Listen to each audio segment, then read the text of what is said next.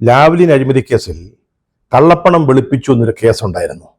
അതിന്റെ പേരിലാണല്ലോ നമ്മൾ മുഖ്യമന്ത്രിയുടെ മകന് ക്ലിഫ് ഹൗസിലെ മേൽവിലാസത്തിലെ ഒരു സമൻസ് അയച്ചത്.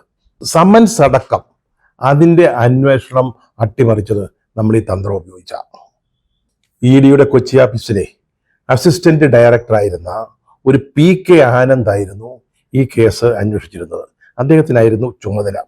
അതിന്റെ മേൽനോട്ട ചുമതല അഡീഷണൽ ഡയറക്ടർ ദിനേഷ് കുമാർ പനച്ചൂരിക്കും. 2023 ഫെബ്രുവരി 14 കൊച്ചിയിലെ ED ഓഫീസിൽ വരണമെന്ന് ഹാജരാകണമെന്ന് കാണിച്ച് നമ്മുടെ മുഖ്യമന്ത്രി പിണറായി വിജയന്റെ മകൻ വിവേക് കിരൺ സമൻസ് അയച്ചത് ഈ ആനന്ദ. ഈ കേസിൽ അദ്ദേഹത്തെ ചോദ്യം ചെയ്യാൻ വേണ്ടിയായിരുന്നു. ചോദ്യം ചെയ്ത് കഴിഞ്ഞിട്ടാണ് സാക്ഷിയാക്കണോ അതോ പ്രതിയാക്കണോ എന്നൊക്കെ തീരുമാനിക്കുക.